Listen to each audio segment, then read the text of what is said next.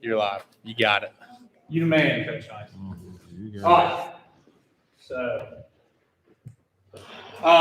there it is. All right. So, like I said, hadn't changed. The most dangerous time for students is when they're either getting on or getting off your bus. And then Miss Earls said the 10 feet rule. So, the red box is here in front, and then the side of the bus, kind of the back quarter, and then behind the bus. Why is it red? What does that tell us? Dangerous. It's why is it dangerous, though? Right, it's your blind spot, right, basically. All right, and so 10 feet, so basically when they cross, if you're getting them and they're on this side and they're crossing the road to get on, that 10 feet tells us they need to be 10 feet away from that swing arm, right? So you can see them all the way through. All right, as far as the process to go through as you're either loading or unloading, you're going to activate your yellow amber student lights first, well before arriving at the bus stop. Does anybody know how many feet? Anybody remember? What is it?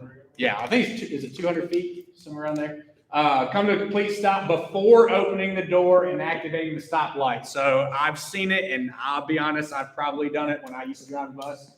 I would be kind of between stops or have to pick up somebody, and then there might be a pickup the next house down, maybe like 10 yards down the road, and I wouldn't close it all the way. I would shut the door, but it would stay, I wouldn't lock it, right? So that stop sign would stay open, and I'd just kind of inch forward, and then I'd make that next pickup.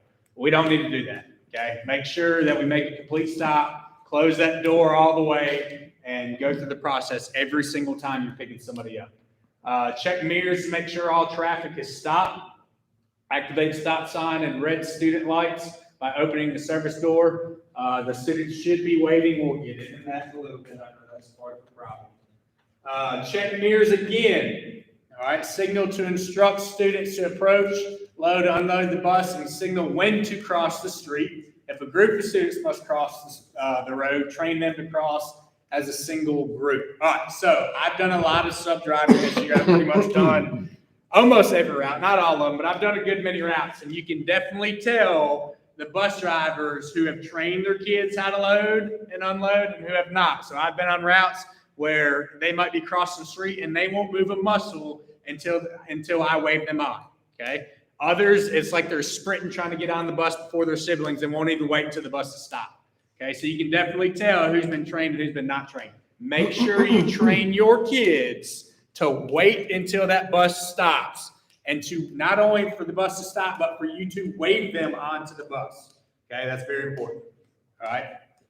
Some of those kids won't listen. Well, run them up. And we'll get into that. We'll talk about discipline and all that. But that is a huge deal that we need to stress constantly is just train those kids. They shouldn't have to think about it. It should be just in the back of their head, I have to wait for my bus driver to tell me to get on. I have to wait for my bus driver to tell me to get on. So just start training them if you haven't already.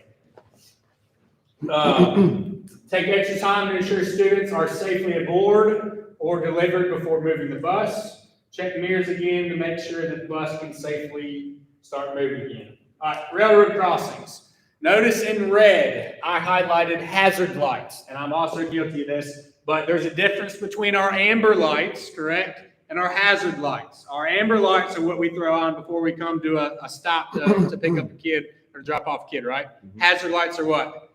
Your headlights, right? Your headlights and your tail lights, okay? If you activate your amber lights, okay, if you activate your amber lights and you come to a complete stop like you're supposed to at a railroad track and you open up that door, what's going to happen? That stop sign is going to swing out. We don't want that to happen. Why don't we want that to happen?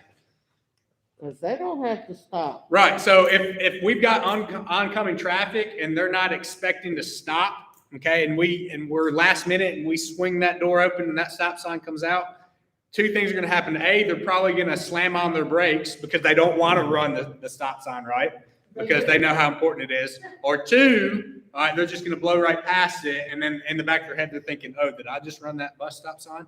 All right, so make sure we're using our hazard lights and not our amber flashing lights, and then just go through the process. So don't activate them. The student loading or the stop sign, so make sure that master switch is off. So if your first drop off is after, okay, a railroad crossing, then don't even flip your master switch on. There's no need. Just flip it on after you get across that railroad track. That way there's no confusion. confusion. I know it's a little easier now that the Star railroad track is not operable anymore, so they got rid of it. So that makes it a little easier for a couple of drivers that go that way. Stop 15 to 50 feet away from the tracks. That just depends on any type of obstruction that's in the way. There might be buildings, or it just kind of depends kind of the surrounding area. So 15 to 50 feet away, and then open the driver's window and the service door so that you can look and listen for active trains. Questions about railroads? All right, if you can see or hear an active train, do not cross the railroad. If safe to cross the tracks, make sure there's enough space for the bus to fit on the other side. So that's important, because if there's traffic on the other side of the railroad track, but it's not enough for our bus to go all the way through, we don't want to ever stop on railroad tracks like that. So make sure there's plenty of distance on the opposite side when we're crossing. After safely crossing railroad tracks, deactivate your hazard lights, and then you can turn your master switch back on. Failure to stop at a railroad crossing may result in immediate termination of employment. I'm sure that's. I do have a question there. All right, what's up? You know how many railroad crossings I go across? Mhm. You can't always see the train down that track unless you're almost right on that track. That's fine. If that's what we gotta do, that's what we gotta do. Sometimes 15 to 50 feet is not Well, possible. if I try, if I see one, I usually stop and wait and see if it's moving. If it has not moved or come closer. Yeah. Because sometimes it sits there for a long. Yeah, and if it's where you can't tell if it's completely stopped or if it's just inching forward, that's when you can radio in. And then if I have to, I can get in my truck and I'll meet you there. And I know it might take a while, but that's the safest way. I can tell you, I can get there and I can give you yes, the okay, or we might want to wait. Okay, so always important to keep that communication line open if you're not sure. All right, inspections. Inspect buses before every route. So you're talking about lights, the stop arm, crossing arm, brakes, any type of leaks, seats, cuts in the seat. I know we've had a few on Mr. Cliff's bus that have been messing with the seats. But the big thing is they sent out a memo with some of these older buses, the old parking brakes, the hand crank. All right, make sure that you've got that knob tightened as far as it'll go, or basically as far as you're able to shove that parking brake down. And make sure you check that every morning. So again, the way to check it, we already had a meeting about this, but have that parking brake engaged, put it in drive, tap on it. All right, don't push it down and leave it down, because I made the mistake of doing that, thinking that every single one of our buses are messed up. All right, if you keep the accelerator down, it's gonna move. All right, same thing with reverse. So all they want you to do is just tap it to where you hear a little acceleration, and it might inch forward a little bit, but you want it to grab. You'll feel it grab, and that's what we're looking for, okay? Same thing with reverse. So make sure we're checking that daily. Safety and awareness. All right, examples, just make sure that we're watching for suspicious persons or behavior on the bus, looking for kids that are tampering with buses during pre-trip inspections, which that shouldn't be a problem. Not allowing unauthorized people to enter the school bus. That's a big deal. So if there's a parent conflict, if a parent wants to talk to you, I know that sometimes they'll come up to windows and things like that, but they are to never, ever get on your school bus, period. You shut that door. Okay, if they're trying to get on, you shut that door and tell them that if they've got a problem, they call me, they call the bus shop, something, but they're never get on your school bus, period.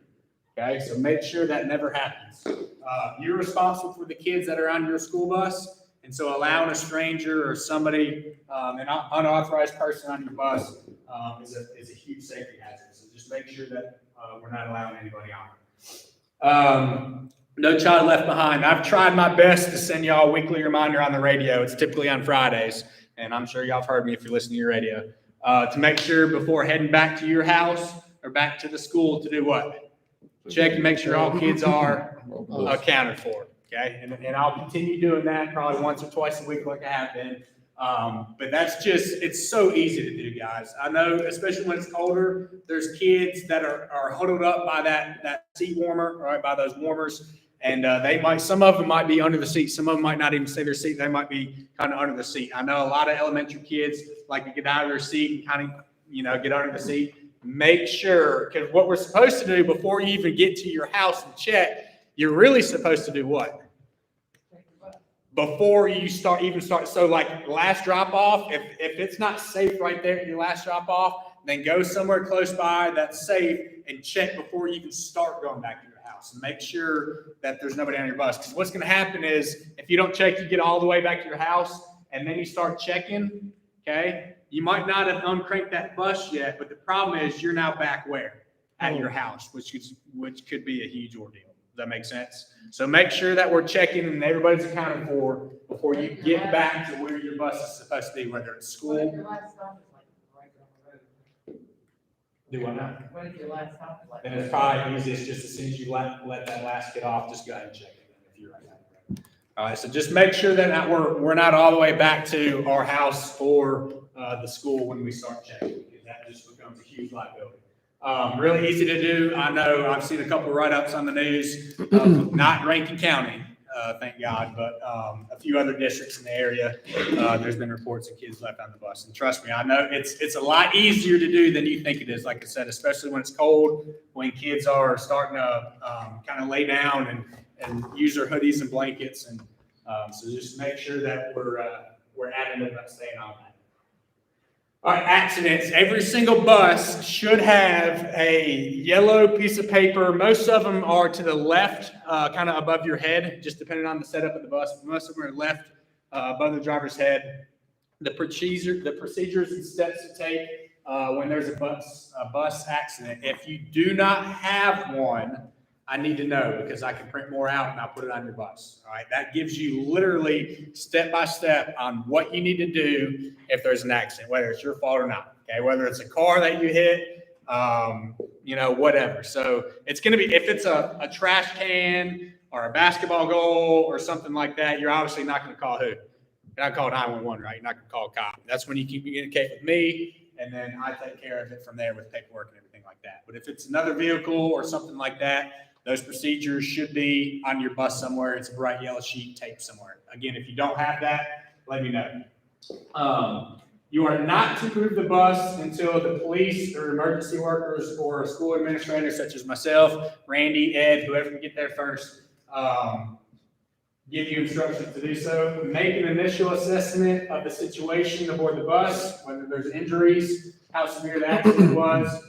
Contact supervisor or bus shop immediately, regardless of how minor, and when and where.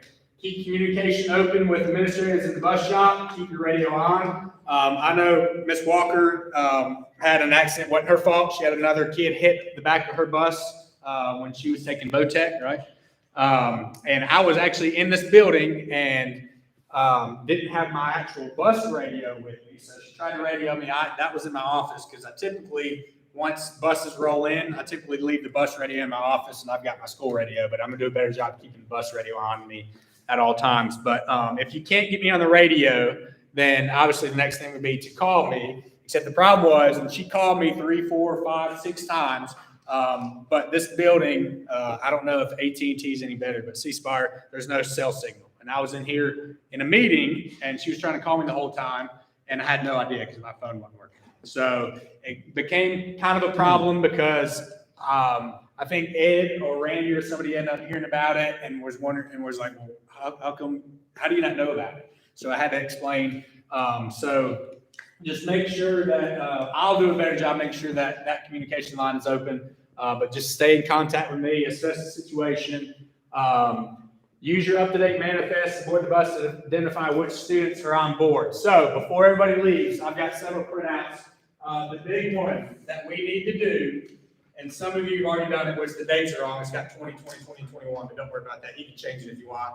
But this is your bus log, okay? You need to write every single student on this sheet of paper, first and last name, whether they ride just morning, just afternoon, doesn't matter. If they ride your school bus, okay, their name and their phone number, and it's got age. I'm not really worried about that, but I want their name, their address, and their phone number. If you can get it, just find out a way to get that back from every single kid, because here's what's going to happen.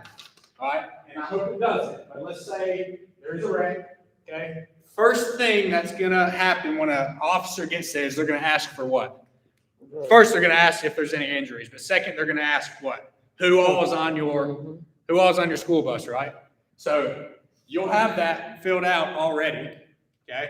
By the time they get there, you should be able to highlight or have a pen or something and mark who exactly, because you'll have everybody, and not everybody rides every day, but you'll be able to mark exactly who all is on that school bus, highlighted or whatever. That way, by the time the police officers, fire department, whoever gets there, when they ask you, here you go, here's everybody that's on my bus. Phone numbers are already on there. We can immediately start calling parents to let them know. Because what's going to happen is kids use what all the time? Cell phones, right? First thing that they're going to do is what? Text a parent, grandmother, someone, and talk about the wreck. That's when rumors get started. That's when people start saying, oh, there's been somebody injured this bad, or it was our fault and it might not have been our fault. That's when things start going down. Okay. The quicker that we can communicate with parents when something happens, the better. I promise you. It was a headache because I did not do a good job with front office at the beginning of the year, having a detailed list of the kids that rode VOTEC. So it took me probably an hour after the wreck happened to make sure all parents knew about this wreck. And by the time I got to the last parent on that list, they all knew about it anyway because kids started texting. Okay? And the parents show up at the wreck and want their kids. Exactly. Yep. As soon as they hear about it, parents will, if they're not working or someone will leave work and they're going to go to that wreck. So if I can let them know immediately, and the way to do that is for y'all to have that list, okay? You can text it to me or whatever as soon as it happens, and I can start calling. Okay, it's just a lot easier that way. So it's just, again, keeping that open line of communication going. Yes, so with that being said, would you let the parent get the kid on the bus? No, never. They're not allowed to take that kid off the bus. Now, once Randy and Ed and myself, once we get there, police officers there, depending on the situation, they might assess it differently, and they may start allowing, possibly kids to go or whatever, just kind of depending on the bus situation, if it works, how damaged it is. But as far as just immediately letting them start going, we need to keep track and keep kids there. Okay, that way we know who all is left, who all is still there. Good question. The police officer did also want their, grade, what grade they More were. great. Okay, well, it's on there, so y'all go ahead. That's easy enough anyway, so y'all go ahead and get that on there. And we'll talk about the rest of the papers here in a little bit. So again, just make sure that we have that up-to-date manifest on your school bus at all times. Traffic laws. Obey all traffic laws, so speeding, follow the speed limit signs, don't follow too closely. Running yellow lights, etc. Okay, so make sure we're aware of that. Not in a big hurry, speeding. Warnings by law enforcement, ticketed by law enforcement for traveling 1 to 10 miles per hour over the posted speed limit. Ticketed by law enforcement for traveling 11 or more over the posted speed limit. All right, our favorite word, our favorite time of year, COVID-19 procedures. Nothing has changed. I know there's a new, what do they call it, new strand that everybody's freaking out about. The district hasn't changed any of the policies from what we've been doing all year long. We're going to continue wearing masks, mandatory. We're going to continue sanitizing the bus every single time we we do a route. So when they get off, when they get on, make sure we're sanitizing, spraying the buses down. Your hand sanitizer station on your bus. All right, I've done a pretty good job making sure that those are staying full. If yours is getting low or you don't have any left, I know all the ones that stay here at school are full now, but make sure you let me know if you don't have any and I can add more. We've got plenty of jugs in the portable out there. And again, make sure we're spraying our buses down. So nothing at all has changed as far as COVID-19 procedures from the start of school year in August. Okay, are they going to keep furnishing masks for those that are habitual mask? I will. I haven't had a mask in I like will. a month or so. Just continue doing what you've been doing. Y'all have been doing a really good job about enforcing it. And look, if a kid looks at you and straight up says, no, I'm not wearing my mask, then that becomes a bigger deal than just a mask issue, right? Because they're now being what? They're just outright being defiant, not following your rules. And that's an even bigger issue. So they deserve to be written up every single time. I got a text message over break. The bus shop, I can go today. They're handing out more masks. So I don't know how many they're going to have, but I'll be able to hopefully get my hands on a lot more masks. You'd think it'd be simple and kids would have them every single day because nothing's changed. They know they have to have a mask, but for some reason, they just don't. All right, I don't have an explanation for it. I feel like that's a battle that we will continue to fight. It's not going to be perfect. I feel like it's a battle we'll probably never win. Do your best. If they refuse to wear their mask, write them up.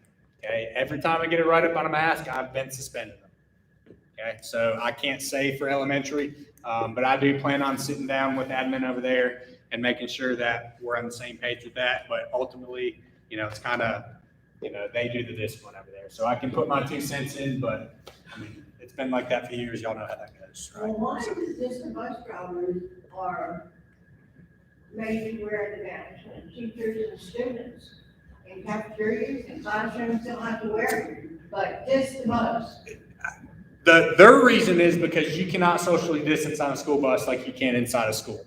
So now inside of school is not perfect either because there's several classrooms where kids can't get 5 or 6 feet apart, whatever it is. But that's just, that's over my pay grade. That's just what it is. They just think that if COVID's rampant and you've got a small little container bus, it's just hard to spread out kids, and they just think it's safer to wear the masks. Kids don't, they refuse. I They know. get on the bus and if you tell them, they'll put them on, and then once you start driving off, they pull them down. Like I said, it's literally a battle that we will never win. It is.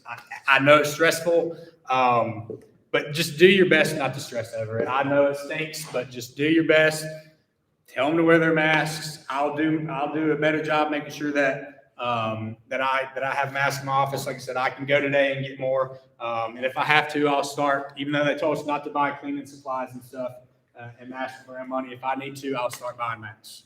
But just try not to stress about it.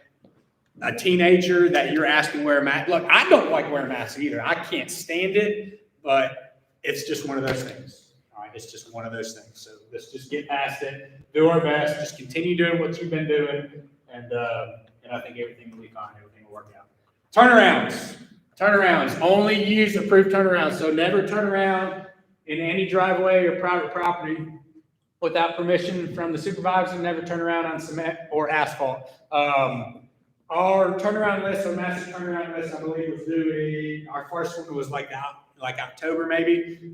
So if there's a new turnaround that you are using that I do not know about, that you need to let me know ASAP, because we have another turnaround list that goes to the board, I believe within the next couple weeks, that they have to approve again. So make sure if you're using any new turnarounds that I do know about them. And then again, it says never turn around on cement or asphalt. So just make sure we're using turnarounds that we're supposed to. Professional attitudes with parents, students, and other social school personnel. That includes social media. So just make sure we're doing our part. We're not staying on social media talking down to people, because these days everything revolves, it seems, around social media. Everything blows up on social media. So let's just make sure we're professional and we're doing our part. Not talking down about parents, students, our school, other schools, just common sense stuff, guys. Expiration dates. Make sure you know your expiration dates. I do have a list up here of expiration dates for the month of January, towards the month of January and February. So I, in my office, stay a month ahead. So if you have something expiring, whether it's your CDL, health card, whatever, I look a month ahead. I'll let you know several weeks in advance. That way you can start planning. I know, especially when it comes to CDLs, it is a pain in the rear end usually to go update and get a renewed CDL. Okay, it seems to take forever. It's just one of those things where you're gonna probably have to run your morning route, and then after your morning route, go up there and do it in between your routes. Because I've heard where it can take 30 minutes, and I've heard people that have had to wait there for 3 or 4 hours. It just kind of depends, but everybody knows where it is, right? You can only do CDLs at the Richland location, right off of 49. I think it's right across the street from that big Empire trucking company or whatever. So that's where they do CDLs now. It's no longer at that Pearl location over there by the gym. So again, make sure you know your expiration dates, but I'll give you several week heads up on anything that may be expired soon. New DOT health cards must be updated at the DMV unless a driver has signed an exemption affidavit at the DMV. Non-DOT physicals are only valid for 1 calendar year.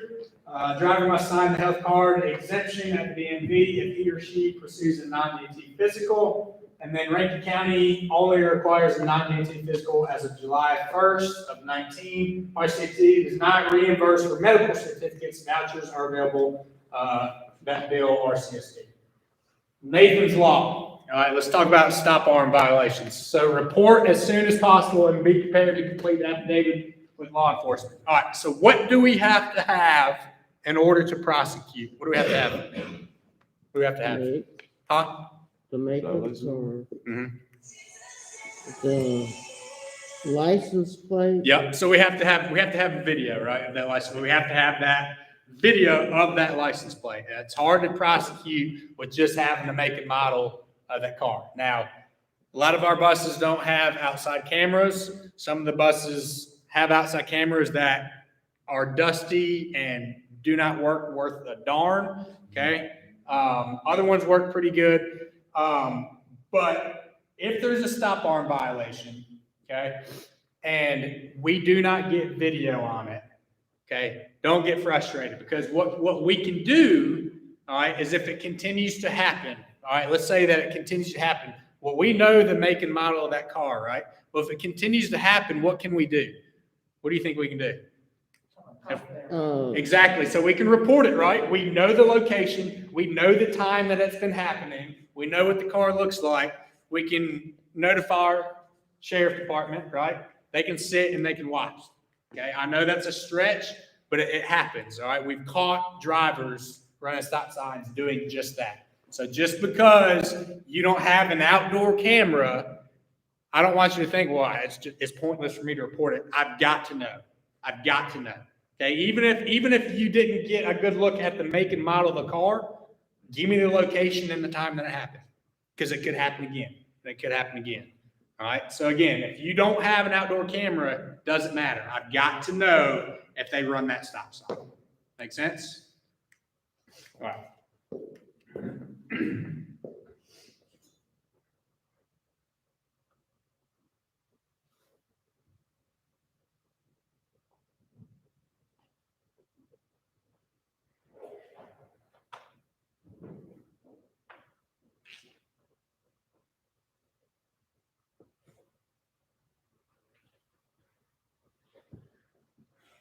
All right, drivers must stop at every scheduled bus stop. Do not leave students at the bus stop. Drivers need to communicate with their supervisor immediately if a stop is missed, and then return to the stop as soon as safely as possible to load and unload students. All right, first one, drivers must stop at every scheduled bus stop. Now, when we had a half a day on Friday, right, and we had 3, 4, 6, 8, 10 kids on our school bus, is that saying that we're doing our same routine, we're stopping every single stop? No, that's not what it's saying, okay? But in the morning, when we're picking up kids, right, we stop at every single bus stop. Now, even if a kid says, hey, I think so-and-so isn't riding this morning, doesn't matter. Don't take their word for it. They might change plans, right? Make sure we're stopping at every single scheduled bus stop. Be patient. Do not leave students at the bus stop. We'll talk about timely manner and how long to wait and things like that here in a little bit. And then again, drivers, make sure you communicate with me if a stop is missed. Therefore, if I need to, I can notify the parent and let them know, yes, that bus is turning back around. No worries, we'll get there as soon as we can. But y'all do a really good job about keeping that communication line open, communicating with elementary if parents aren't there. Y'all continue doing that. Make sure that, especially elementary kids, if you don't see a car there that's usually there, or something suspicious or whatever, make sure you watch that young kid get inside their house. Okay. And y'all do an excellent job radioing it in. I know it can be frustrating with the elementary school. Either they don't answer their radio or they forget what bus called in the kid or what the kid's name was, or I know it gets frustrating. Trust me. I hear everything that they say. I hear everything you say.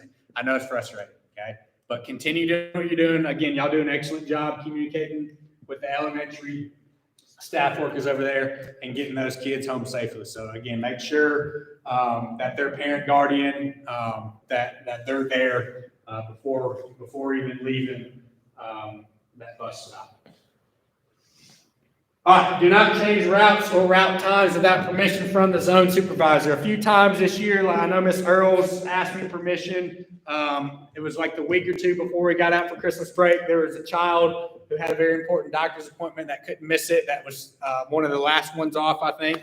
And it didn't really mess up her route to drop her off first. Okay, that's not a big deal at all, but I have to know about it. I've got to know, because if it changes the direction that your bus heads, I need to know which direction you're heading at all times. Because in my mind, all right, when something happens, I've got a time frame in my mind. I know which direction those buses are going, what streets they're going down. And if it's all messed up because you decided to change your route and something happens, or I don't have communication with you, all right, then that becomes a problem.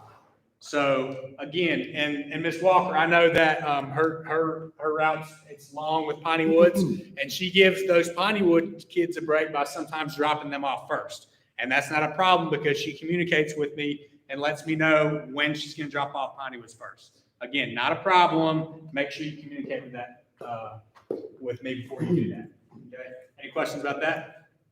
Good. All right. Self-explanatory, do not touch any student. Okay, that's a lawsuit waiting to happen. Because the first thing that's going to happen is once a verbal argument happens between bus driver and student, what's the first thing that the kids are going to start doing? What are they going to do? Whipping out that cell phone, what are they going to do? They're going to video it, right? They're going to get a video of it. Okay, and before you know it, 5 seconds later, it's uploaded to what? Social media. It's there for the world to see. Okay, that's what today's like. They're going to video it, they're going to upload it, and then everything gets blown out of proportion. Do not get in a verbal altercation. Do not touch the student. Always be professional, right? So if a student is a discipline problem, exercise patience and simply report the student using a disciplinary report. Do not touch the student in any way. If a student needs assistance finding his or her seat or needs some type of instruction on how or where to move, instruct them verbally. Touching a student, even gently on the shoulder or in order to guide them, has been interpreted as hostile or inappropriate by students and parents, even though the driver obviously was attempting to be helpful. So just be mindful of that. 9 times out of 10, it looks a whole lot worse than what it is if you're guiding a student along or if you put your hand. And I know elementary kids, it is completely different from high school kids. Elementary kids love to what? They love to hug. They love to hug. All right, the best thing that you can do, and I know you've got elementary kids, and that's fine, they're your own kids, but the best thing to do is if they come and give you a hug, is just kind of have your hands in your lap and let them hug you, right? Just let them kind of shoulder you or let them hug you, all right? We don't want to put our arms around them and embrace them as well, because then it can get blown out of proportion and it looks completely different, right, than the innocent, thing that it really is, okay? So just kind of stand there. They can kind of nudge you, let them hug you, but just be smart about it. Be mindful of the situation. Initiative 65 warning. All commercial drivers must understand that commercial vehicles are under federal jurisdiction and are controlled by federal government regulations. This means that even though individual states may legalize marijuana use, commercial drivers are not allowed to continue employment if they use marijuana. This includes marijuana use that is deemed to be illegal medical treatment by Mississippi state law. Rankin County School District bus drivers who test positive for marijuana or any type of DOT drug screen will be terminated from their positions, even if those drivers are legally allowed to possess the drug by Mississippi law, resulting from the approval of Initiative 65 in the 2020 statewide election. And all that was covered when we signed all our drug screening permission forms and all that when you were hired. So that's what that is. Cell phones, MP3 players, and electronic devices. Drivers are not allowed to ever use cell phones, MP3 players, or other such devices while operating the school bus. So that includes Apple AirPods, earbuds, all right, we're not allowed to have those in our ears, ever, okay? That's against Rankin County School District policy, okay? They want you able to listen to what's going on, hear trains at train tracks, all right? We cannot have anything in our ears, listen to music.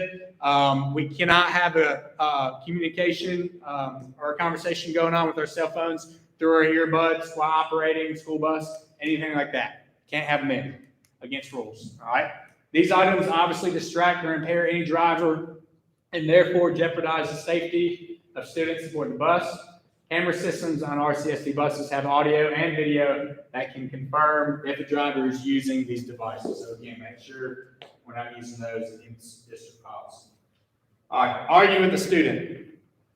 As adults, we have an obligation to remain professional when children and teens are disobedient. Do not argue with the student. Simply write them up and detail that offense. If the student's disrespect or misbehavior continues, report that if it continues, and then also refrain from continuing a back and forth conversation with disrespectful students. Let administrators address the student if he or she does not obey the rules of the school bus. So if they're arguing with you, all right, teenagers, if you argue with them, they don't know when to cut it off, right? They're going to continue arguing. If you're willing to argue with them, they're willing to argue with you. That's just how it is. All right, squash it, be done with it. Don't argue with them, write them up, and that's when I come in and handle it. Okay, you should never have to argue with the student because that's also another battle you'll never win. You're going to get more stressed out. You're going to get angry. They're going to get more disrespectful as the argument goes on, and it's just not worth it. Okay, so squash it, write them up, let me know about the situation, and I'll handle it from there. All right, so just don't argue with them. Not worth it. Not worth your time. Not worth their time. If there's a behavior problem aboard the school bus, one successful procedure is as follows. So remind the entire bus of the rule being broken, such as, hey, everyone needs to sit down. If not obeyed, call the student by name. Bobby, you need to sit down. All right, if still not obeyed, write that student up without threatening or without starting an argument, and don't threaten saying, hey, I'm writing you up, Bobby. Don't threaten them like that, okay? If you feel that discipline problems are not being handled appropriately, communicate with me, and then I'll take care of it from there. All this is self-explanatory. Y'all doing a great job with write-ups by not arguing with students. So. And then parents, if an angry or confrontational parent approaches the school bus, want to make a complaint, politely inform them that they need to call me at the high school. Let me get the earful. All right, that's what I'm here for. Okay, I promise you, I've got thick skin. They can dog cuss me all they want. Okay, I'll sit there and listen, and I'll handle it from there. Don't get in the confrontation with parents. All right, let me handle that on my end. Okay, I will always have your back. As long as you are doing your job, I will always have your back. Okay, period. So don't argue with students. Okay, let me know about it. Don't argue with the parents. Let them call me. Let them give me the earful. Okay, and I'll squash it and I'll handle it on my end. Okay, that way you don't have to. Okay, I want to take the stress off of you. Y'all are already stressed enough delivering all these kids home. I know it's tough. Okay, it's not an easy job. So when you add parents on top of it, okay, when you add parents on top of these crazy kids or some of these crazy kids that you have in your school bus, it just makes it a lot more stressful. Don't worry about the parents. That's what I'm here for. Okay, that's my job. If a parent wishes to enter the bus for any reason, politely inform them that they cannot get on that school bus. Okay, period. If they persist after you're warning them, then call me. Yeah, I got one little pre-kindergarten girl, and her mama Likes to put her in the car seat? Right. Right, can't do that. Do what? She can't do that. Well, I can't put my hands on her, and I can't get her in the seat. Then what I used to do, because I used to have, last year I had a mother that liked to get her own kid and strap her in. Then I've got, is it a boy or girl? Is it a little boy or a little girl? Little girl. Little girl. Then I would get a high school girl that's already on the school bus to volunteer and help get that kid situated for you. That way you don't have to lay your hands on her either. That's probably the easiest and best way to do it. I just let her up on that fast truck. Yeah. Yeah, she's not supposed to get on that school bus. Okay, so just figure out a way to use another student or something. Okay, and if it becomes a problem, let me know and I'll make sure I communicate that with that parent so she knows. All right.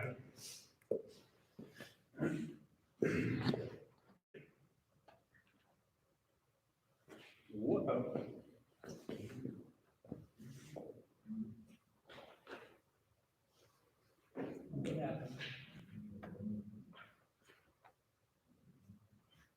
There we go.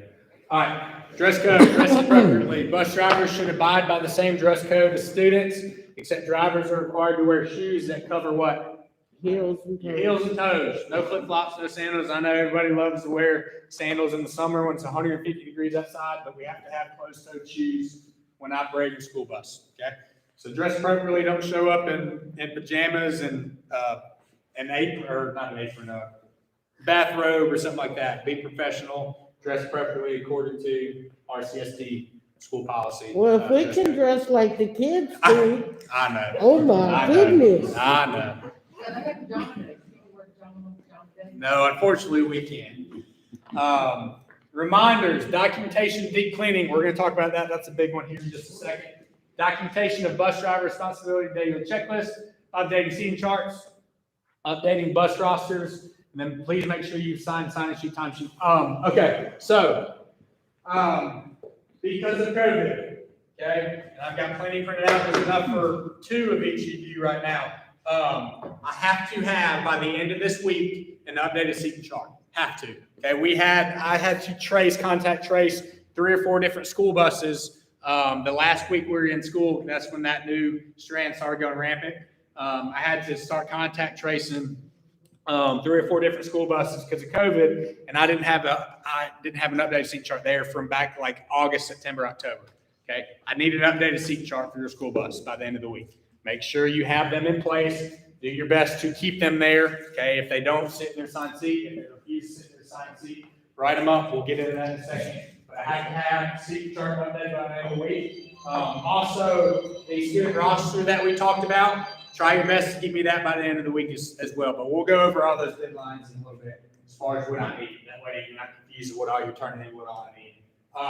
And then the last thing that's on here, the deep cleaning. A lot of you, most of you, okay, not all, most of you do a pretty good job about turning in this. Some of you probably like, what the heck is that? Well, this is something that you're supposed to turn in every single week. Okay, I have to turn it in to them. When I get these on Friday from y'all, or the ones that I do get, I scan them into Ed, okay, and they keep it on file, okay. They request these because the State Department requests these, okay. This isn't just some documentation form that we're just making you do just because, okay. It's important. That's why it has to be documented. So make sure you're giving this to me on Friday. Some of you wait till Monday morning. That's fine. But I need this from now on. If you don't know what it is, it's Monday, Tuesday, Wednesday. It's every day of the week. And there's a box that you check that you did your pre-trip inspection that day, that you sanitize your bus between your routes, that you swept your bus if it needs to be swept, and that the trash has been emptied if your trash needed to be emptied. Okay, those things need to be done every single week. I have to have this, okay, on Friday or first thing Monday morning so that I can scan these in. Okay, there's a spot at the top where you write the date. So write the date, that way I know for what week it was, and then you'll sign off on it. Okay, this is important, especially because the first one that you check off, pre-trip inspection. All right, remember the long pre-trip inspection that we used to have to do, that you check this, you check this, you check this, it's front and back. Okay, the pre-trip inspection box, instead of doing all that, is saying, yes, I did that. So it's a little easier, right? And we're not doing those mileage things anymore. Remember the mileage that you'd have to do? Okay, we're not having to do that. So this is much easier, all right? So we need to do a better job of getting these in because it's that much easier. If you have a wreck or if something goes wrong with your bus that isn't working properly, whether it's a brake issue, a spring leaf issue, whatever it is, if something went wrong that causes you to wreck that bus, what are they going to do? They're going to go back, and first thing they're going to do is what? Ask you if you did what? Your pre-trip inspection. Okay? This proves to me and to them that you did what? Your pre-trip inspection. Okay? If I don't have this, or if this isn't checked off, then to them you didn't do it, and that's a big deal. okay, that could be grounds for termination. Okay, especially if somebody were to get hurt or something like that. So please make sure we do a better job of getting these in. I printed off 20 of these. Okay, so that's 20 weeks, so that'll get us through the rest of the year. Okay, so please get one of these packets and keep it on your bus, and turn those in on Friday or first thing Monday morning. All right, any questions about those? And like I said, most of you done pretty good. Not everybody has. But make sure we stay up to date and make sure all that's doing is covering your tail. That you're following the COVID procedures, you're doing your pre-trip inspection. All right, CYA. Everybody's heard it, CYA. All right, make sure you're documenting everything that you're doing. All right, keeping your bus clean, AC buses, every once in a while, take a look at your filters. A lot of them get caked up pretty regularly, and the airflow isn't as good, so make sure you let me know if they're dirty. We can either clean them or get a new filter from the bus shop, so make sure you keep an eye on those. Most of you do a good job about sweeping. The only bus that seems to be a problem is 1639, which is the vacant route, and I sweep that bus probably 3 times a week because it's absolutely disgusting. But make sure you do a good job about keeping your bus clean, all right? Kids shouldn't have to be climbing over water bottles and sitting in sticky gum seats and all that. Make sure your bus is clean, okay? All right, radio abuse. That radio is used for emergencies only, okay? If a parent's not home, okay, that's not an emergency, but we need to know that, okay? Communicate that with me, communicate that with the elementary staff workers across the street.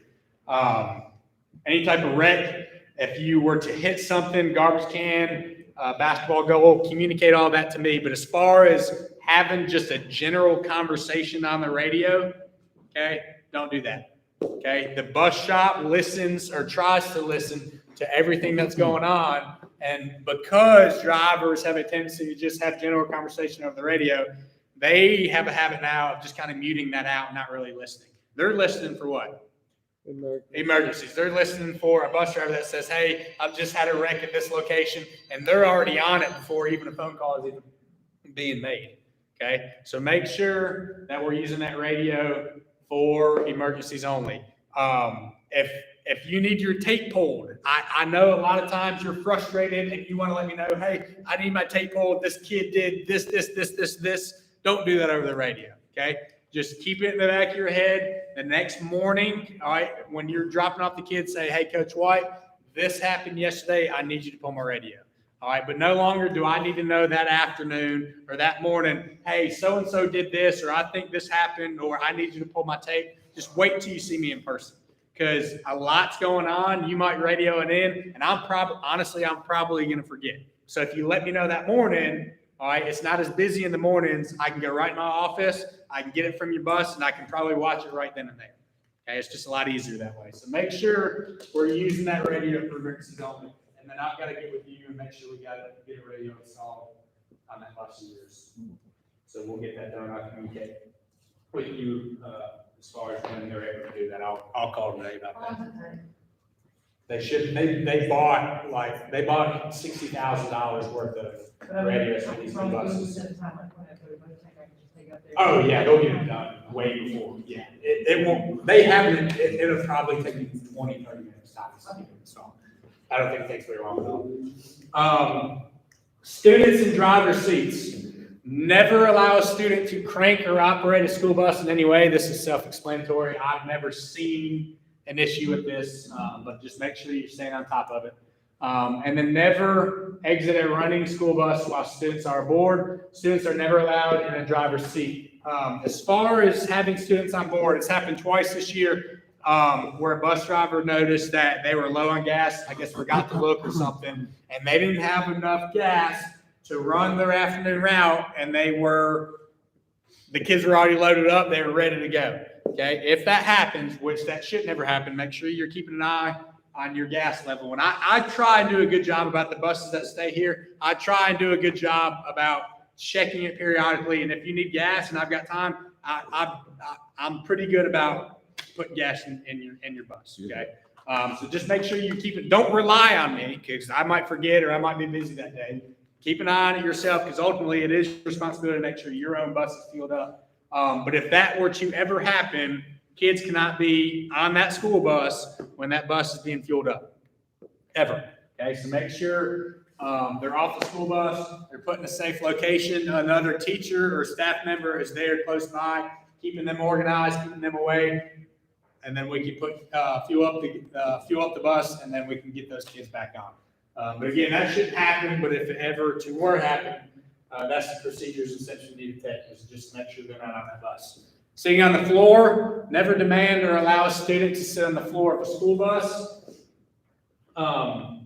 Overcrowding has been kind of a slight issue this year compared to last year. Last year when COVID was kind of new and we had all these new COVID procedures, a lot of parents kept their kids off the bus, especially at the beginning of the year. And then a lot more kids, the normal amount of kids are starting to ride again. So I know what buses are kind of crowded. It's not terrible. There's a few buses, but we just have to make do, but they should never, ever be on the floor. Okay. Transfer of passengers. Do not transfer students from one bus to another unless directly instructed to do so by administrators. Another big thing is do not pay or compensate your own substitute driver. So that has to go in the books, all right? And it has to be done on my end when I do payroll. But you should never hire your own substitute driver, pay them under the table, and not let me know about it. Okay, so that all has to be documented and put in the books. So that's highly illegal and grounds for termination if you're found doing that.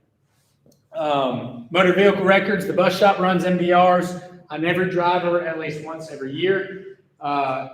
Violations that occur in your personal vehicle can cause you to lose employment as a bus driver. 2 speeding tickets of 15 or over, or 1 20 miles per hour speed limit or over will result in termination. So make sure you're doing your part, not only driving your bus, but your own personal vehicle. So that doesn't become an issue for you. Absenteeism. More than 9 days absent results in no progress towards your raise for the next year. Excessive absenteeism may be grounds for transfer to substitute status or termination. We've done and I know COVID has hit some of us, and we've done a pretty good job about coming to work, running our routes. I know I've had to drive a lot, but please make sure if you're able to drive, and y'all know this, drivers are so hard to come by these days. I've had to, a couple weeks ago, I had about 6 or 7 drivers out, and it becomes a puzzle piece at that point. Trying to figure out if I'm going to have to double up routes, if I'm going to have to run a route, have a driver come back and do another one, because there's just not that many substitute drivers. So please, please, please do your best to be here. All right. If you can't be here, the next best thing that you can do is to please give me a heads up. All right.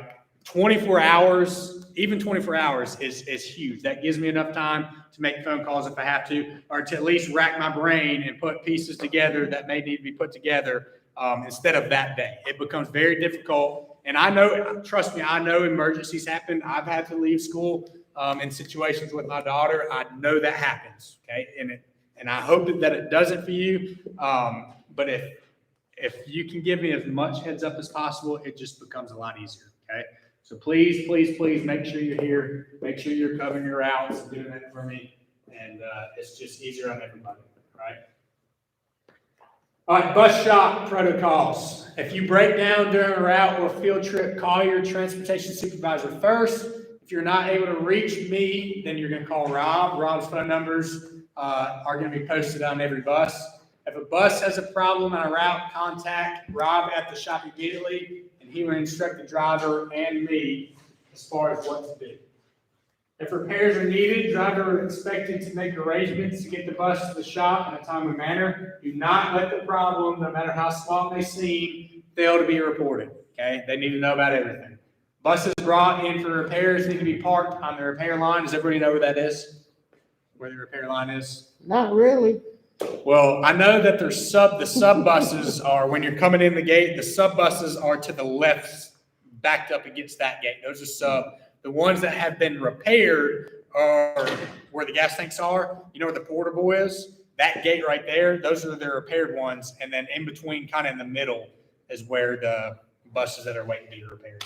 But if you don't know, just ask them. But there's plenty of room out there to park your bus. So if it's in the way, they'll let you know. Buses brought for repairs need to be parked on the repair line and the key brought to the front desk of the bus shop. Drivers need to wait in the lounge if they plan on waiting on that school bus. I never asked to wait at the end. I just really wanted to know. That's fine. Yeah, because they usually get to it right then and there, so that's not a big deal. Drivers should never enter the shop maintenance area unless they're instructed to do so. Spares returned to the shop need to be cleaned, have an empty trash, and they need to have at least 3/4 of a tank of fuel. The fuel pumps at the bus shop are closed at 2 p.m. daily. At the shop, all 3 lines of fueling traffic must travel in the same direction. Buses receiving fuel at the bus shop should enter from the west and then exit from the east. Always double check your fuel caps before fueling up a bus and then taking off the vehicle. When fueling up your buses or school vehicles, please slow down and write the correct odometer reading down in the amount of fuel you have taken. All right, that's important because I have to do a fuel log and turn in your fuel report monthly.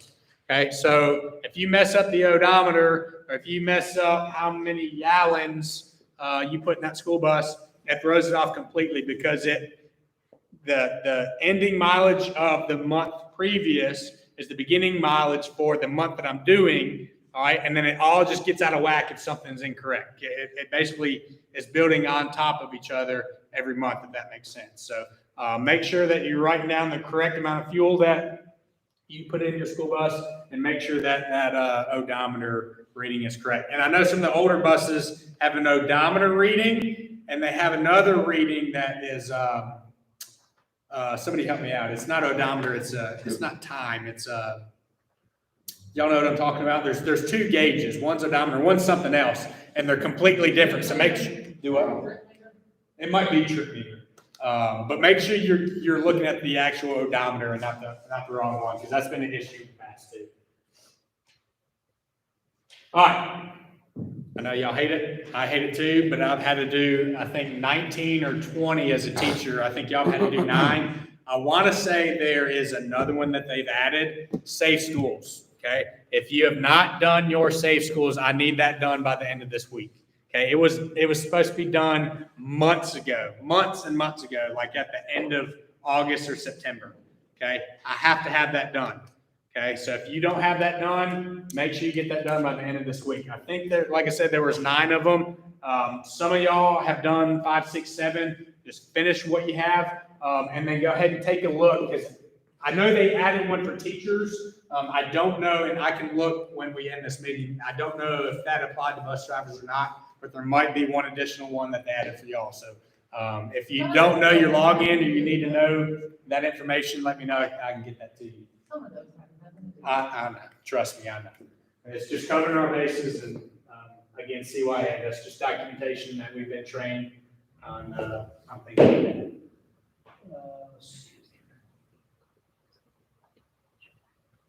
all right. A few other things, and then I'll get y'all out of here. A few notations that I made myself. Backing up while on your route, okay? Actually putting your bus in reverse, okay, while on your route. Now, obviously, if it's a turnaround that's required or something like that, all right, that's different. But you should never be on a busy road, okay? Miss a house. Realize that you missed that house, put the bus in reverse, and go back and get that kid. Ever. Okay? What should you do? Radio me. Let me know what house you missed. That way I can communicate with the parent or whoever to let them know you'll be back around. It might take 10, 15, 20 minutes because you might have to run your entire route or maneuver completely different to come back, and however the situation is, come back and get that kid, but you should never put that bus in reverse and go get that kid. It happened this year with one of our bus drivers, okay? Missed the house, realized that the bus driver, this person missed the house, put it in reverse, did not see the kid following the school bus right beside it. We talked about that 10 feet, right? right beside the school bus, did not see that kid. Kept backing up. That kid was, if this is the door, that kid was right here at the door. That bus driver did not see that kid, still was looking, was waiting, okay? Put the bus in drive, thinking that they went back inside and took off. And that kid was right here at the door, took off. So not only did that bus driver back up and almost hit the kid, but took off as soon as that kid got to the door. We cannot do that, okay? That's grounds for termination immediately. All right, you will never be able to live with yourself if a kid were to get hit. And I wouldn't be able to live with myself if that happened under my watch. Do not back up that school bus if you miss a stop. Does everybody understand that? That cannot happen. So make sure, and I know that sometimes we get complacent, we get comfortable with our routes, and we might be thinking about something else or thinking about a meeting we might have that day, and we miss a stop. I've done it plenty of times before, and I'm sure y'all have too. But we cannot put that bus in reverse and go back to that driveway, period. Okay? That's just asking for an accident to happen. So if you miss them when you're dropping them off, though, you just let them off down the road. It depends how far. If you're 100, 200 yards down the road, no, you'll just have to do your route again. You can never put that bus in reverse. So figure out a way to, and you can only use approved what? So it's not like you can go to the next driveway and say, oh, I'll just back up here. That's not an approved turnaround. You can't do that You either. haven't made it to the next driveway yet. Can you still just let them out? Now, if you're 10 or 20 or even 30 yards down the road and you can still see their house and it's safe to cross, all right, that's different. But if you're 300-400 yards down the road and it's going to take them 2 or 3 minutes to walk to their house, find another way to get them dropped off. Complete your route, make them your last drop off or whatever you have to do. But do not put that bus in reverse, okay?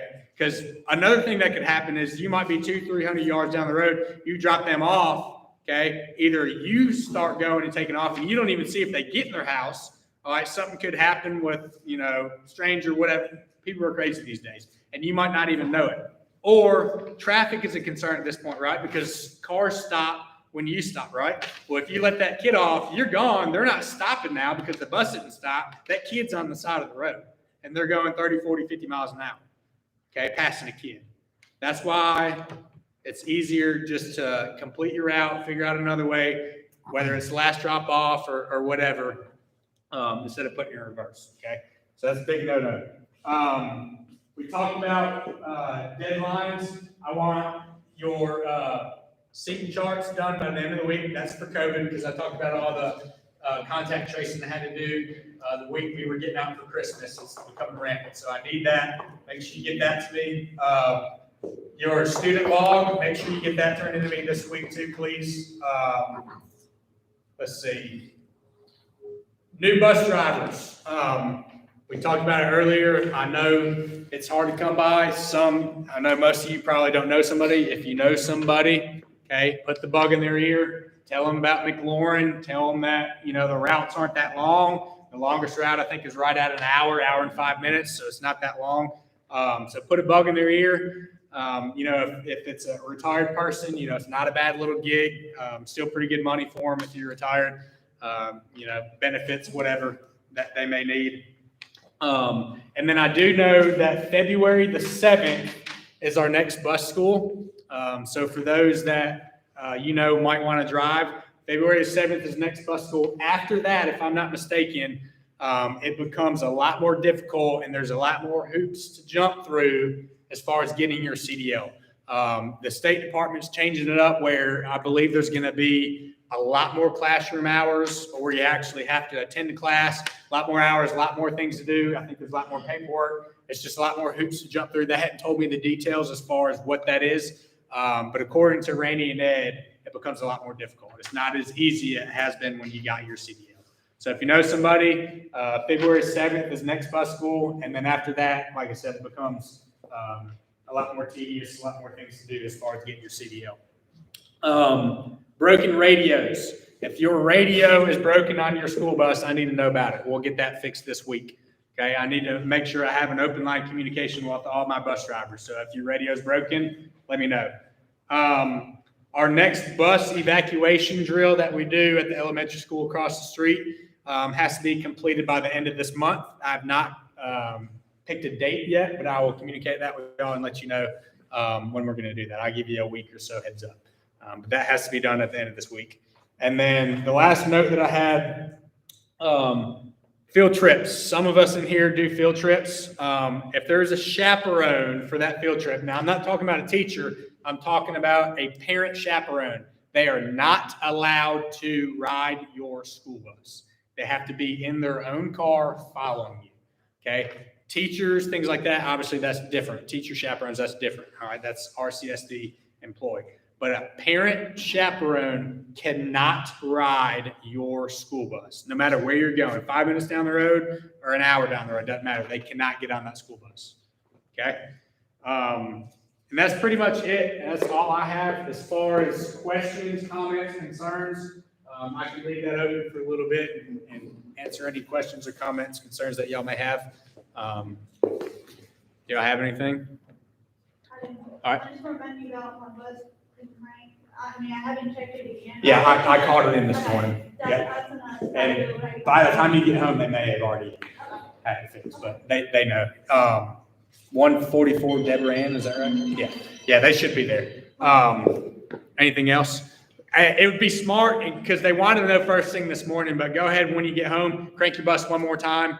If it doesn't crank, I need to know. Okay. Because I don't want it to be tomorrow morning we say, oh, hey, coach, why don't the bus didn't crank it? Okay. I need to know that today. It's a lot easier today because kids aren't back yet. We're not running routes. Than it would be tomorrow morning when I'm struggling to get a sub bus to you. I have no idea. I'll look. Do you know? Tomorrow's A or B day. I'm sure it starts fresh as an A. Would be my guess. It's probably an A. I'll text you and let you know. So I know you said that they can add more to where you get your CDL. Uh-huh.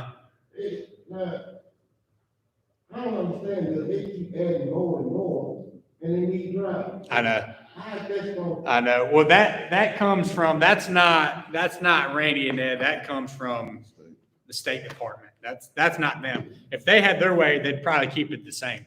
Because they know that, and it's not just McLaurin, it's every single school needs bus drivers. And they know that. So that's not coming from them. They're not the ones coming up with the rules and adding more classroom hours and everything like that. So I'm sure they're just as frustrated with that new process and those new policies than we are. What's gonna happen? They say it ain't all right. Then a raise? They say it ain't all right. No. We deserve one. I know. Sure do.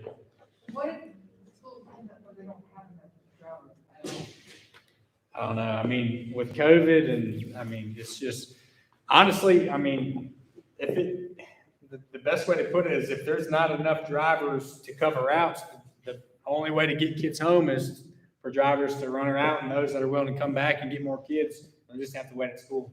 I mean, I hope it never gets to that point because, I mean, if the kid relies on a bus, then they rely on a bus. So if that means they have to wait at school for an hour for a bus to get back because we don't have enough drivers or, whatever, then, but let's just pray that never happens because that's just, that'd be a whole different ballgame right there.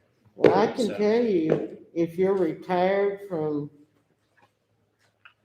Rankin County School District and you do not go ahead and take the insurance, retired people aren't going to drive. Yeah. Like I said, if y'all know somebody, please put a bug in their ear. Give them my cell phone number. I'd love to talk to them. I'd love to explain the process and answer any questions that they may have. Okay. But that's it. If y'all don't have any more questions or anything like that, that's pretty much it. Thank y'all for everything you do. Like I said, we had a great start to the year, great first half. Let's continue marching forward and let's have a great, safe second half of the school year. And y'all definitely let me know if you need anything. All right. Thank y'all very much. I guess hit end stream. Happy New Year. Your stream will stop immediately and you will no longer be live. December 2nd. Gotcha.